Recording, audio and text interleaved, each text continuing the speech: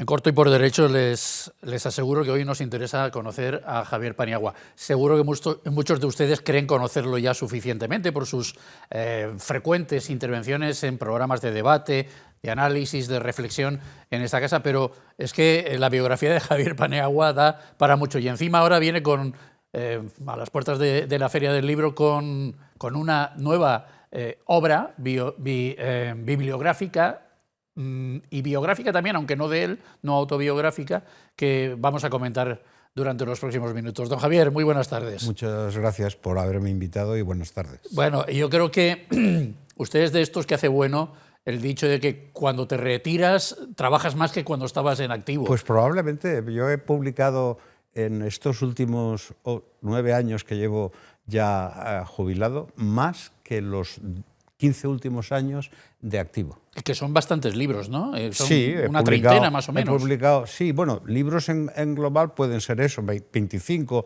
o así, pero en estos últimos tiempos, en estos 9 años, he publicado 3 libros y 6 artículos.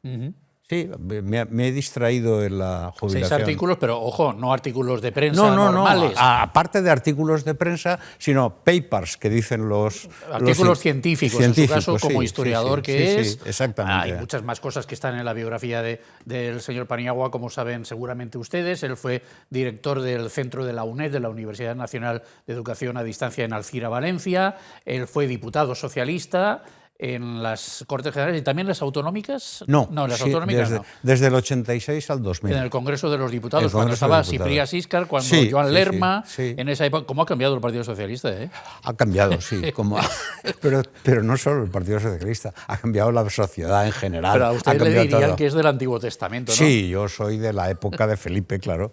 Viví en la temporada 3, las últimas 3 legislaturas de Felipe y la primera de Aznar. ¿Eso lo echa usted de menos? No, de menos no, porque uno debe de saber que los tiempos en política deben estar determinados y no es conveniente solidificarse en la política. Tampoco estuvo usted tanto tiempo. Bueno, estuve en el Congreso de los Diputados 13 años y como director general en la Consellería de Educación y Cultura estuve 4 años. Es decir, 13 más 4 son bastantes. Yo creo que procuré combinarlo con la actividad mía, que yo estudié historia social, historia pero eso nunca siempre tiene fallos y o te dedicas a una manera o te dedicas a la otra. Son 13 y 4, 17, bastante menos que algunos de los que vamos a hablar a continuación. Sí, eso sí, claro. No, hombre, hay gente que, digamos, políticos... Pero sí, es una cantidad estimable de tiempo. Sí, y de su paso por consellería, ¿qué le queda? Porque... Bueno, yo fui la transición de un Estado... digamos, centralizado, las transferencias, yo viví esa época, las transferencias del sistema educativo del Estado a la consellería. Y eso fue una experiencia interesante, entonces, que la viví precisamente con Cipriano Siscar. ¿A usted le parece que la educación se ha deteriorado desde entonces hasta ahora? Es que eso es muy subjetivo. Es decir, si recordamos nuestra época y las cosas que vivimos bien, decimos, hombre, sí, a mi época estudiábamos de otra manera, incluso estudiábamos más, etc. Pero yo eso lo pondría entre comillas, porque ahora hay una generación de gente que sabe otras cosas distintas. Incluso yo creo que en algunos aspectos saben mucho más que nosotros. Hombre, de inteligencia artificial probablemente sí. Sí, no, pero le van a empatar en libros en 2 días, vamos. Sí, exactamente. Pero no solo en inteligencia artificial, sino coges a un alumno normal, mediano, de lo que se llamaba COU o lo que es ahora la selectividad, y su nivel de conocimiento general es diferente al nuestro en muchos aspectos, pero ellos saben bastantes más cosas de las que sabíamos nosotros en determinados aspectos. También en cuanto a habilidades, en cuanto a, habilidades. Lo que llaman los ingleses las skills. Skills, sí. Sí, yo creo que eso... es decir, también es verdad que la educación se ha extendido de una manera exponencial. Es decir, hoy día estudia todo el mundo. Y eso en nuestra época, o por lo menos en la mía, los que hacíamos el bachillerato, estábamos reducidos. La gente, vamos, era un grado. Era un grado, exactamente, el grado de bachiller. bachillerato. Eso se ha superado y, por lo tanto, ahí dice más gente, no, es que la gente sabe poco. Bueno, sí, sabe poco, pero no hay analfabetismo en España. Por ejemplo, en mi época sí que había analfabetismo en España. Yo recuerdo que hacíamos campañas de alfabetización los que estábamos en la universidad, para la gente que no sabía leer o escribir. Bueno, en mi época en la mili todavía había algunos mili, analfabetos y teníamos que darles clases los para universitarios. Eso ya no existe y eso es un elemento desde el punto de vista global importante. Ahora, muchas veces tenemos la sensación, las personas que somos ya mayores, que la gente joven no sabe cosas que nosotros sabíamos. Y eso también es cierto, se achaca a que bueno, están más preocupados por su vida particular, etc. Pero bueno, eso también nos pasaba a nosotros. ¿Juan Domingo Perón era un hombre culto? Sí, yo creo que culto en el sentido de que era un hombre que había leído bastante, o sea, era un lector importante desde su infancia. Su abuelo era médico. Su padre era un hombre que era un agricultor en la parte de Patagonia. Él vivió bastante tiempo en el sur, en Patagonia, y después lo trasladaron allí, a Buenos Aires, con la familia de sus abuelos. Su abuelo era médico y su abuela se ocupó mucho de él, porque él había dicho que había nacido en 1895. Pero hubo un médico y un notario que descubrieron que no, que había nacido en 1893. Es decir, 2 años antes. 2 años antes. ¿Por qué? Bueno,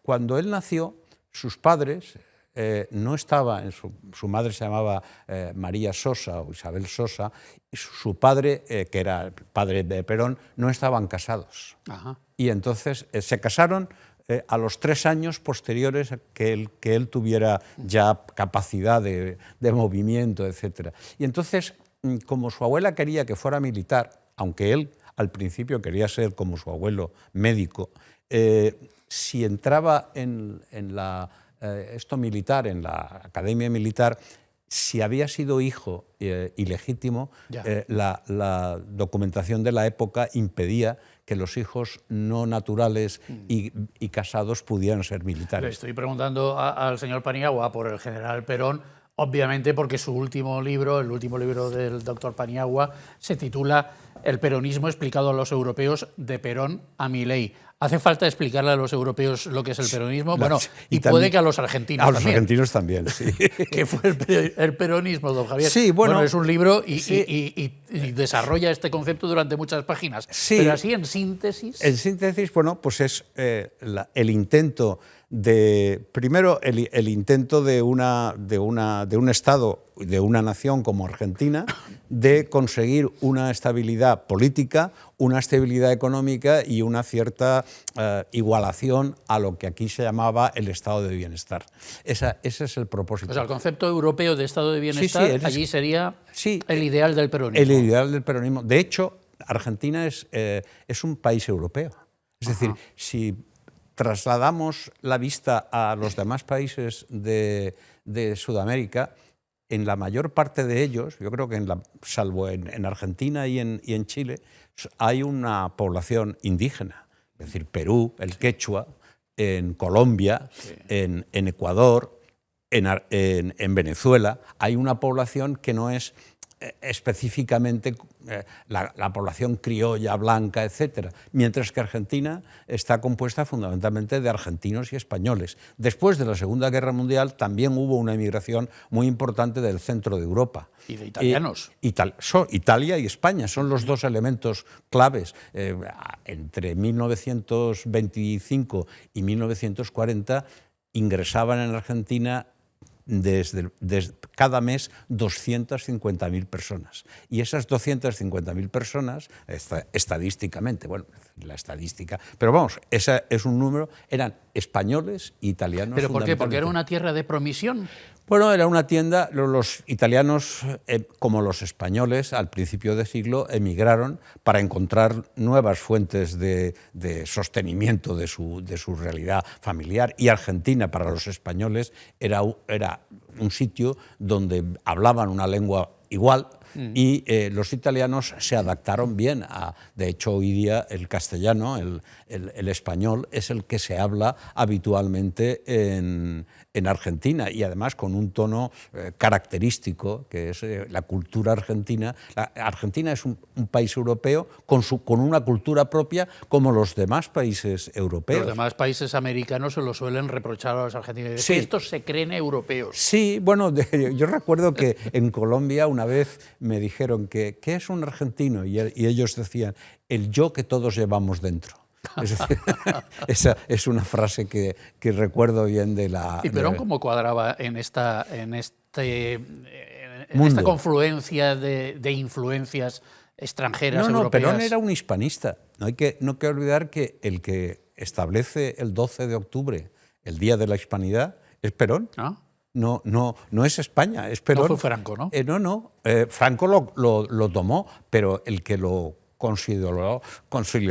lo estableció como consolidación es fundamentalmente Perón y el gobierno peronista de la época, a partir del año 46. ¿Y cómo se llevaba Perón con Franco, con Hitler, con Mussolini? Sí. Porque después de la Segunda Guerra Mundial se supone que muchos nazis acabaron en Argentina. Sí. Cuando España pasaba hambre después de la Guerra Civil, también nos enviaban trigo, no sé a cambio de qué, pero nos enviaban trigo, y aquello lo celebraba mucho el régimen de Franco, como que nuestros hermanos argentinos nos están ayudando. Lo de los italianos ya lo ha dicho usted, hubo una gran inmigración o emigración, si lo miramos desde el punto de vista italiano, a la Argentina. ¿Qué tal se llevó con los dictadores europeos Juan Domingo Perón? Y por otro lado, ¿él fue un dictador?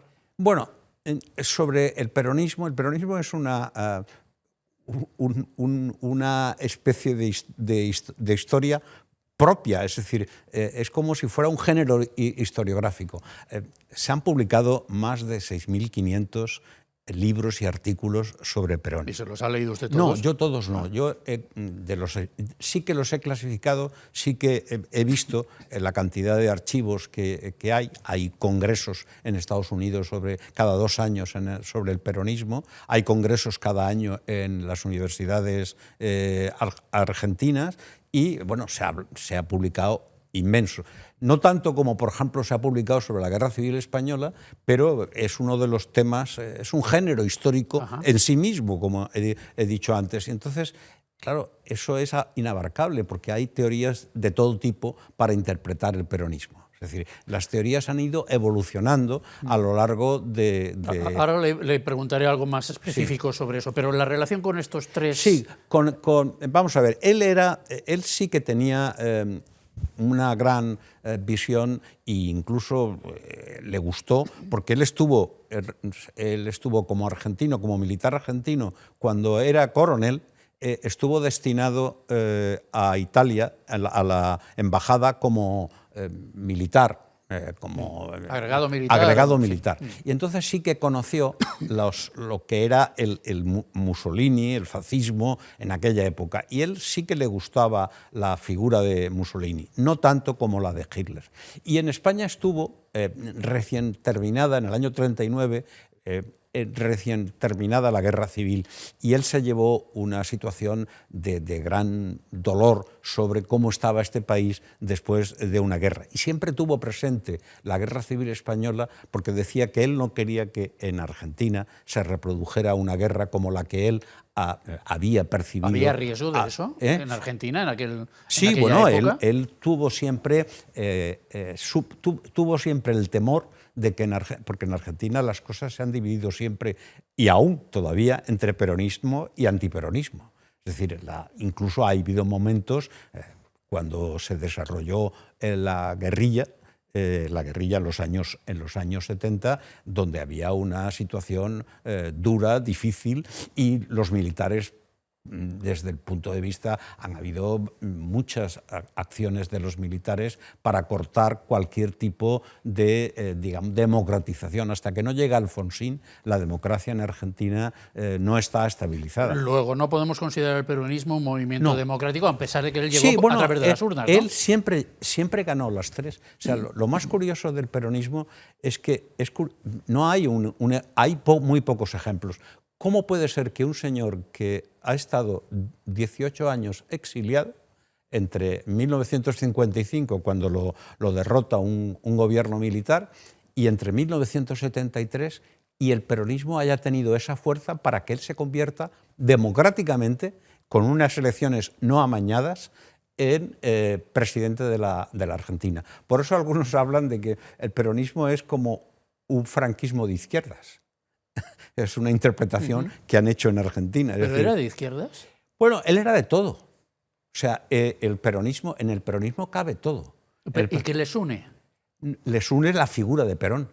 Pero un señor de extrema izquierda y una señora de extrema derecha bueno, él pueden tener la misma admiración por Perón. Sí, lo tienen. Este es el fenómeno. ¿Y qué es lo que admiran? ¿Qué admiran en común de él? En gran parte la justicia social y el sentido de que Perón le dio a Argentina un nivel de nacionalismo propio. Es decir, el argentinismo nació en gran parte, también tiene sus índices intelectuales desde finales del siglo XIX y durante parte del siglo XX, pero Perón fortaleció el nacionalismo argentino, un nacionalismo propio que se enfrentó varias veces al nacionalismo anglosajón, al nacionalismo, por ejemplo, norteamericano. Y eso siempre fue una de las discusiones que tuvo Perón con Estados Unidos. Su partido se llamaba, y se sigue llamando, Justicialista, ¿no? Sí, al principio se llamó Partido Peronista, porque él, incluso antes, Partido Laborista, porque se copió del laborismo. La influencia inglesa en Argentina fue importante, incluso en la cuestión económica.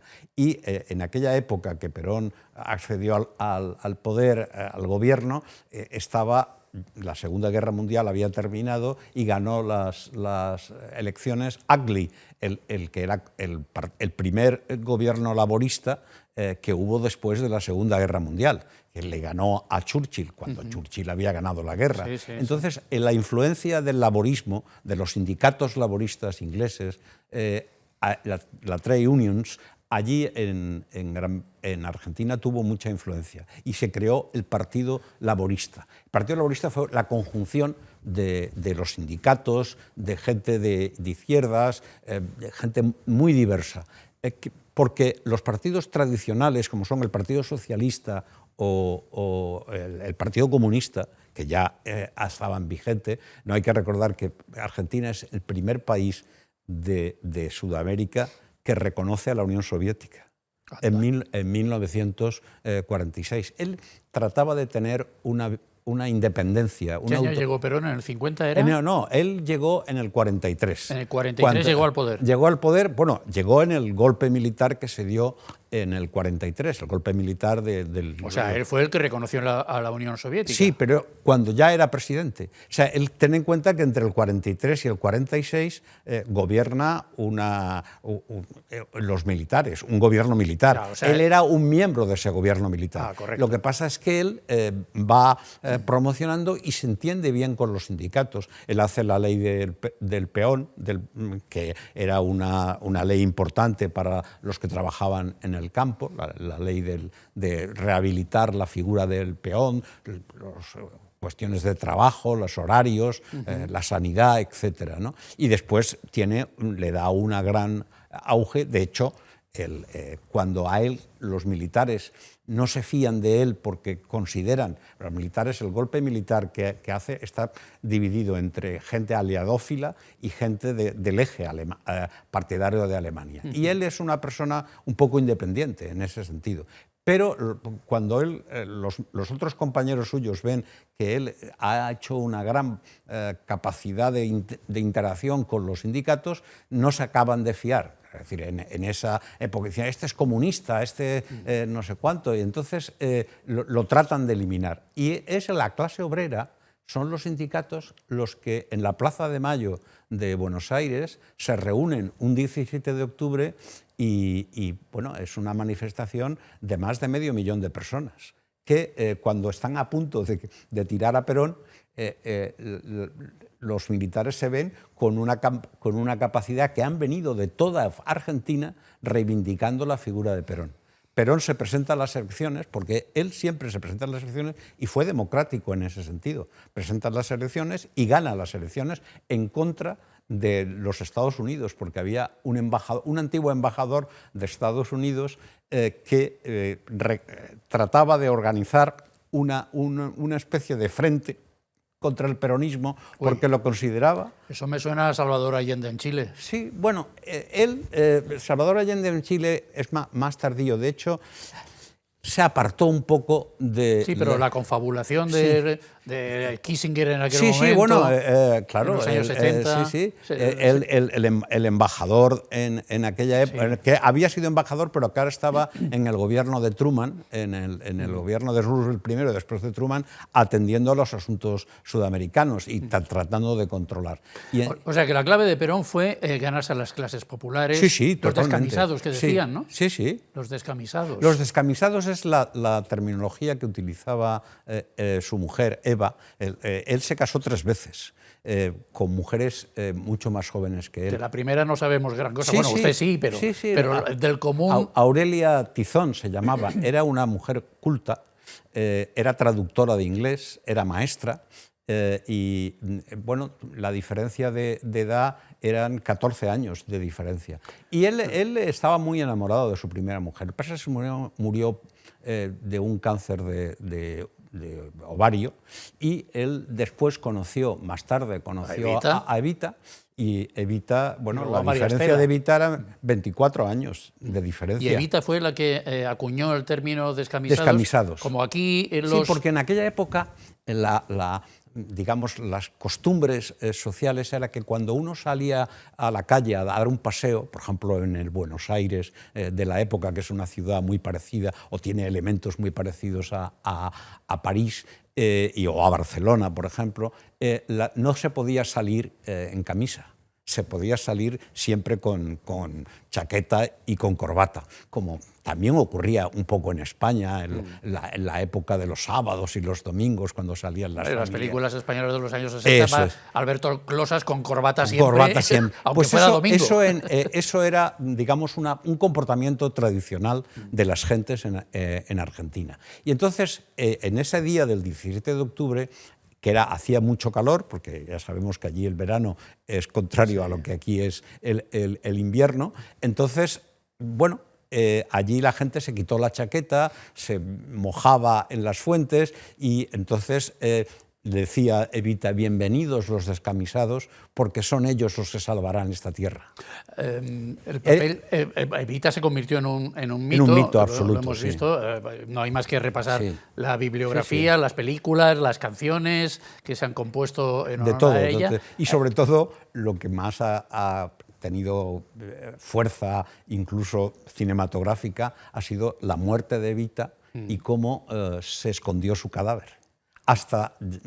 Porque Perón vivió 13 años en España, en Puerta de Hierro. Perón tenía una gran afinidad con la falange de izquierdas. De hecho, un catedrático falangista, que era catedrático de economía en la universidad de esto, iba todas las semanas a enseñarle a Perón economía. A explicarle economía. Velarde Fuertes. Hombre, sí. Velarde Fuertes. Sí. Él iba a enseñarle economía a Puerta de Hierro, donde él residía. Pero nunca se enriqueció. No. Después, en la tercera mujer, la diferencia era María Estela, que todavía vive. Que todavía vive, tiene 93, 94 años. Vive cerca de Madrid. También se asentó en Madrid, sí. Sí, está en Madrid. Pero hablando de la relación entre Juan Domingo Perón y Evita, sí. ¿cómo, vamos a ver, qué Juan Domingo Perón ya existía como figura Sí, política, claro. como líder nato. Sí. Era entonces antes de era Evita. forma, sí, claro. Y cuando entra Evita en su vida, Sí. ¿en qué varía la figura de Bueno, él y la imagen de Juan Domingo Perón? Vamos a ver, eso es todo como ocurre siempre con el amor o con las relaciones de pareja. Hubo en San Juan, una población de Argentina, un famoso terremoto que de alguna manera murieron muchas personas, más de 10.000. Y entonces él, que era militar y que formaba parte de los militares, del gobierno militar, lo dijeron que se trasladara allí a San Juan para tratar de organizar una especie de relaciones con los que habían padecido e incluso conseguir fondos para reconstruir la ciudad. Y entonces se hicieron varias, como ocurre siempre en estos casos, se hicieron varias actividades, los actores, los músicos participaban en varias para conseguir fondos para rehabilitar. Y en una de ellas se conocieron Evita y Perón. Se sentaron juntos y a partir de ahí cenaron juntos, él se enamoró de ella Como y John Lennon y Yoko ella Ono. de él. Se llevaban 24 años de diferencia. Sí. 24 años. Ella... ¿Pero ella modificó de alguna manera la doctrina peronista? Más que modificar... ¿O era una Jacqueline Kennedy que le daba glamour? No, era mucho más régimen? que Jacqueline Kennedy. Ella se vinculó mucho a la estrategia de las clases populares. Tenía una fundación y en esa fundación la gente iba y pedía de todo, le escribían, era como esta especie de sentimiento de tratar de, necesito unos zapatos, necesito que mi hijo vaya a la escuela, necesito que me ingresen en el hospital. Incluso ella fomentaba la construcción de escuelas, la construcción de hospitales. Era un hacedor, un complemento para Perón. Para no, Perón. No solamente desde el punto de vista, incluso tenía tanta fuerza como Perón. Y de hecho la izquierda la reivindicó posteriormente como un elemento de izquierdas mayor que Perón. Por ejemplo, los montoneros. Sí. Perón se enfrentó a los montoneros. En la última etapa de los montoneros, Perón no quería saber nada de la guerrilla porque consideraba que eso era perjudicial para la propia Argentina, para la rehabilitación, la economía, etc. Y los montoneros, los guerrilleros peronistas, realmente reivindicaban a Evita como la gran figura de la revolución María Estela, en peronista. cambio, fue una espabilada de la vida. Bueno, María Estela la conoció allá en Panamá. Ella era una bailarina. Había nacido en una zona creo que cerca de una de las provincias argentinas, porque la palabra provincia no tiene el mismo significado allí. Las provincias allí son los estados federales. Y entonces ella había nacido en Argentina, pero con sus padres se había trasladado a Panamá como bailarina y la conoce allí cuando él estaba exiliado. Y se casa en España. Se casan ¿Y aquí. se aprovecha ella de la senectud de él? No, bueno, él entonces, él creo que tenía 60 años Bueno, cuando se senectud casa. lo borro, pero vamos, sí. Ya no era tan joven y que ya no... Claro, la diferencia eran 36 años de diferencia entre Perón... Es que ella tiene, por lo menos es la idea general que se nos ha quedado, el aura de manipuladora, ¿no? Más que Evita. Sí, no, yo creo que ella lo que pasa es que era mucho más ferviente seguidora, es decir, no tenía independencia por sí misma. Perón, cuando estaba en Madrid, la mandaba a Buenos Aires para que los enfrentamientos que había en los sindicatos, ella los apaciguara y los eliminara. Ten en cuenta que Perón, 18 años, es difícil mantener.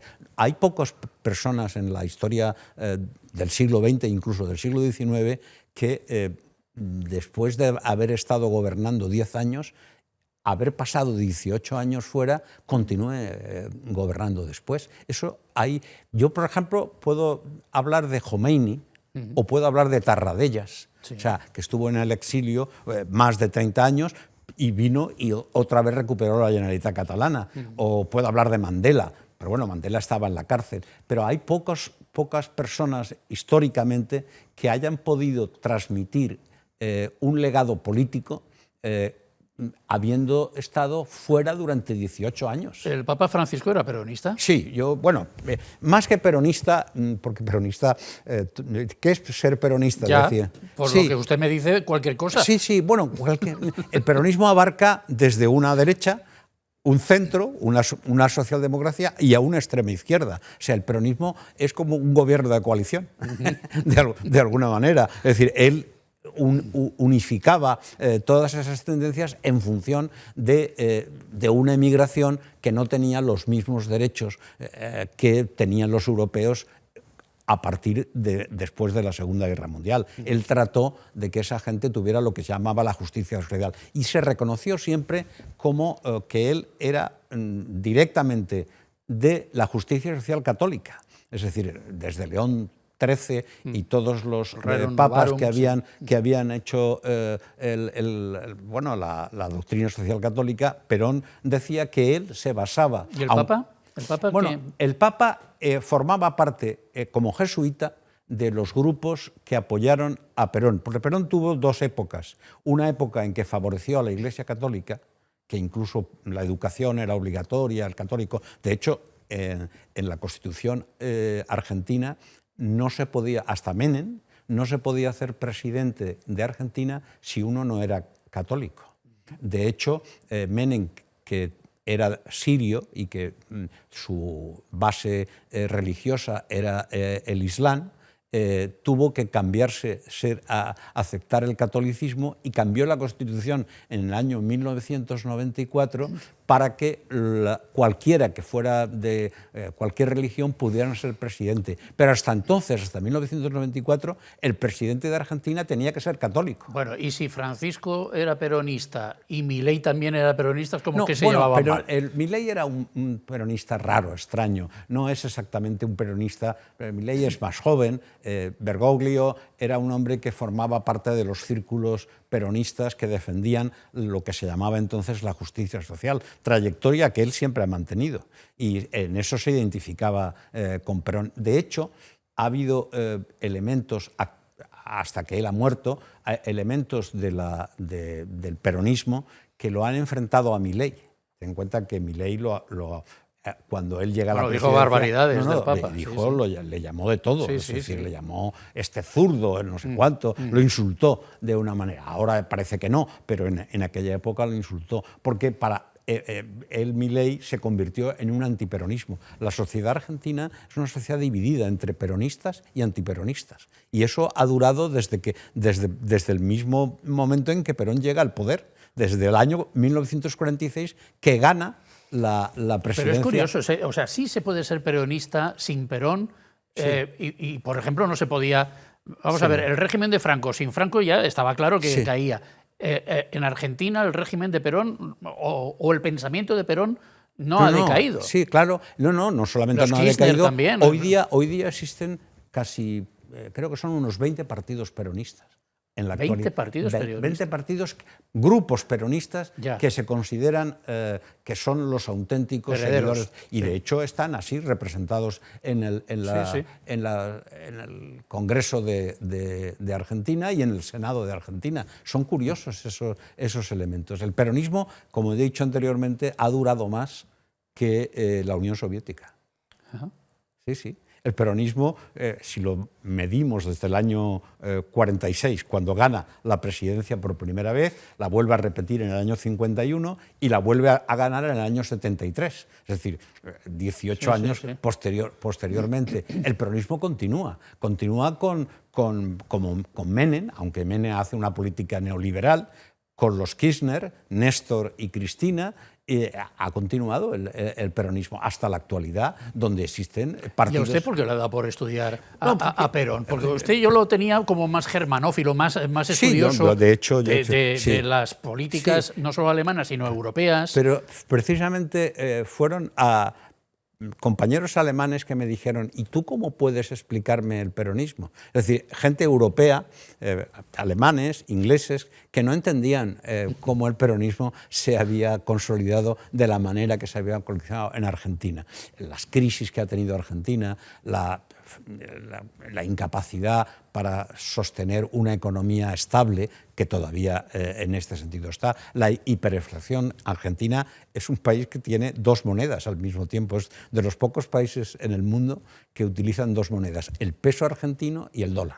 Y ahora están en esa diatriba entre cómo cómo hacer que el dólar tenga también, y hubo un momento en que, en la época de Menem, en que se puso como orden la convertibilidad. Un peso era igual a un dólar, y la gente utilizaba el peso y el dólar. Y eso le ha creado unos grandes problemas en la hiperinflación en Argentina. En 30 segundos, don Javier, porque ya me están echando los perros. ¿Tiene solución la Argentina? Sí, yo creo que tiene solución, pero es un país con unas grandes capacidades de fuentes. Él tiene petróleo, ahora con lo de Vaca Negra tiene grandes minerales. Es decir, Argentina es un país muy rico. Hay un chiste en lo que cuentan los argentinos que dice que la gente que estaba alrededor de Dios cuando creó el mundo decían: pero tú cómo has podido favorecer tanto la tierra de Argentina mientras otros países han tenido dificultades. ¿Y qué contestó? Y él contestó, dice: bueno, todavía falta crear a los argentinos. Bueno, déjeme que se lo diga a una argentina que yo conozco, a Belén. Todavía hay esperanza, ya ves lo que dice el profesor Paniagua. Don Javier, un placer como siempre escucharle. Y muchísimas gracias por venir a presentar su libro y hablar un poquito también de la biografía del profesor Javier Paniagua. Gracias. Muy bien. Muchas gracias.